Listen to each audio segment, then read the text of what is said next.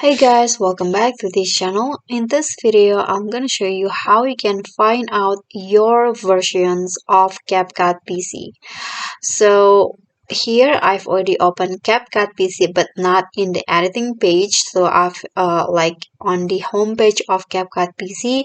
So to find out the version that you currently use in your CapCut PC, you can just go to the settings at the top here. This gear icon, and then here you'll find at the bottom the the CapCut version of mine is 1.2.0. So this one is the version, but if you see there's an update notification or update button, you can just click on this to update your CapCut into the latest version.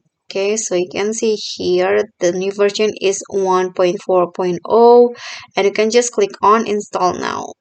Okay, so that's a simple tutorial from me. I hope this will be helpful. So thank you for watching. Don't forget to like, comment, and also subscribe, and also click on the thanks below. I'll see you all on the next tutorial. Bye.